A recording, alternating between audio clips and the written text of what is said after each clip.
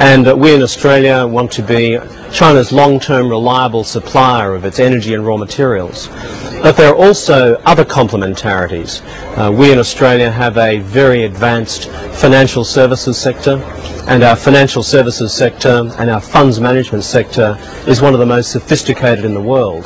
And we believe that we can cooperate with the future development of China's own retirement incomes policy and the management of retirement funds in China as well.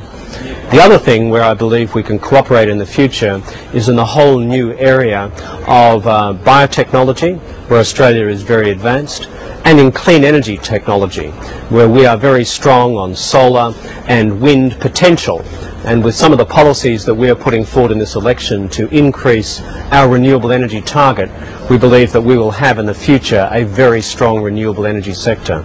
So obviously in resources and energy, but in the future in the financial services sector, the biotechnology sector, but also the clean energy sector, I believe there are great complementarities where our two economies can work closely together to the advantage of both people. And the latest statistics is suggesting that in the first 7 months of 2007, the Chinese-Australian trade is already amounting to $24 billion US, which pretty much makes China already the largest trading partner with Australia, for Australia. So tell us how big a role, or what percentage is the China-related trade contributing to Australia's overall economic growth? Well, when it comes to the future, I believe the Australia-China economic relationship is of central importance for Australia. It is also important for China itself. When I first started working on the Australia-China relationship a long time ago, that trading relationship was very small back in the early 80s. Now it is huge. But I believe we can still go much, much further, and not just in energy and raw materials, but also from China's point of view, selling products into Australia, and from both our points of view, new areas of economic cooperation. Clean energy is critical for the future. For example, if we form the next government of Australia, I look forward to the opportunity of discussing with the Chinese government our two governments' future plans when it comes to commitments on the reduction of greenhouse gases into the future. That's very important. Also, beyond clean energy, what I want to ensure is that in the biotechnology sector and the education sector, we broaden the base of our economic relationship, and I'm very optimistic about our ability to do so. We're also both in the Asia-Pacific region and in a very similar time zone, and that helps in expanding our economic relationship, particularly in the services sector. And so, what about the free trade agreement? In the next either Howard administration or Kevin Rudd administration, will the FTA be realized, and will we see probably tripling the figure of tourists and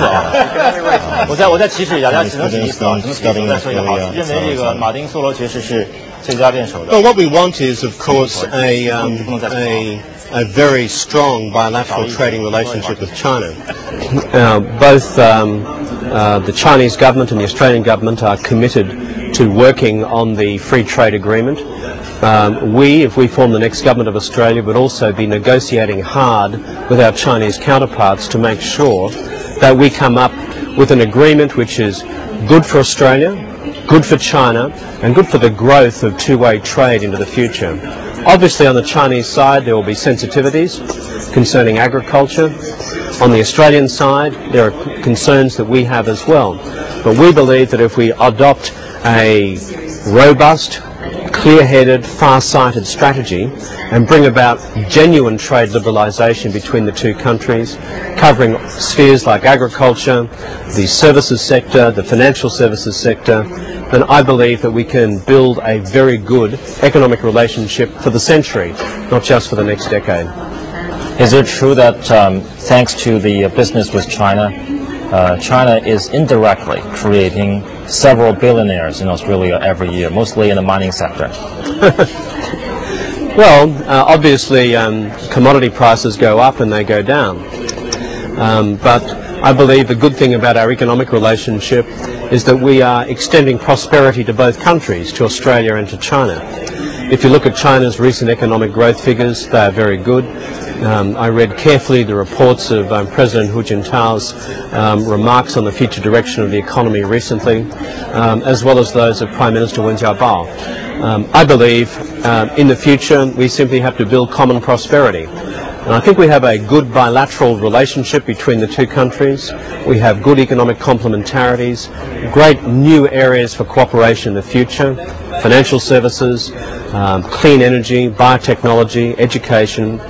And I believe, therefore, we can extend prosperity to our both countries and also help people by extending prosperity who are not enjoying that prosperity.